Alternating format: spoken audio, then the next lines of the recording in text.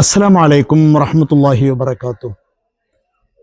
കേരളത്തിലെ ഷാഫിഈ ഉലമാക്കളും മുതഅല്ലിമുകളും ഉസൂലുൽ ഫിഖ്ഹ് എന്ന വിഷയത്തിൽ പഠിക്കുന്ന ഏറ്റവും ആധികാരികമായ ഗ്രന്ഥം മഹാനായ ഇമാം താജുദ്ദീൻ സുബ്കി റഹ്മത്തുള്ളാഹി അലൈഹിയുടെ ജമുൽ ജവാമി ആണ്. ഈ കിതാബിന് മഹാനായ ഇമാം മഹല്ലി റഹ്മത്തുള്ളാഹി അലൈഹി നൽകിയ വ്യാഖ്യാനമാണ്, ശറഅാണ് നാം പൊതുവെ പഠിപ്പിക്കുന്നത്.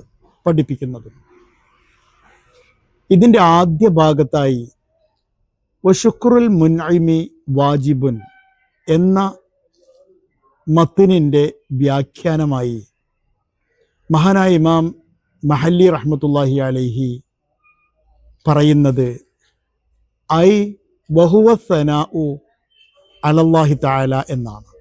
അറബി ഭാഷയുടെ ധ്വനി അനുസരിച്ചും ഒഴുക്കനുസരിച്ചും ഇവിടെ ഐ അസ്സനാഉ അലല്ലാഹി തആല എന്ന് പറഞ്ഞാൽ മതി. ഐ വഹുവ സനാഉ എന്ന് വഹുവ ചേർത്ത് പറയേണ്ടതില്ല.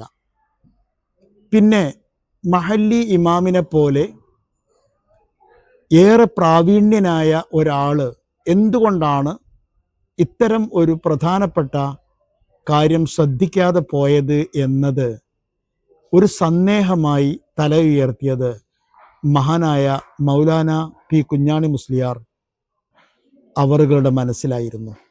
അദ്ദേഹം അതിൻ്റെ ഉത്തരം തേടി പുറപ്പെട്ടു.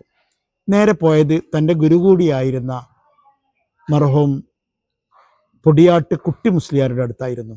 കുട്ടി മുസ്ലിയാർക്കും ആ വിഷയത്തിൽ സംശയമുണ്ടായിരുന്നു. മഹല്ലി ഇമാമിനെ പോലുള്ള ഒരാൾ അങ്ങനെ പറഞ്ഞതിൽ അദ്ദേഹത്തിൻ്റെ ഉസ്താദ് കെ സദഖത്തുള്ള മുസ്ലിയാരത്ത് പോയി അവിടെ നിന്നാണ് ഉത്തരം കിട്ടിയത്. അതായത് ഇമാം മഹല്ലി തങ്ങൾ അത് മറ്റാരുടെയോ ഉദ്ധരിച്ചതാണ്, അത് നേരിട്ടുള്ള വ്യാഖ്യാനമല്ല, അതുകൊണ്ടാണ് വഹുവ വന്നത് എന്നത്. ഇങ്ങനെയായിരുന്നു മൗലാന കുഞ്ഞാണി മുസ്ലിയാരുടെ പഠന സബര്യ, ആഴങ്ങളിലേക്ക് ഇറങ്ങിക്കൊണ്ടുള്ള പഠനം. റഹിമഹുല്ലാഹു റഹ്മത്തൻ വാസിഅ.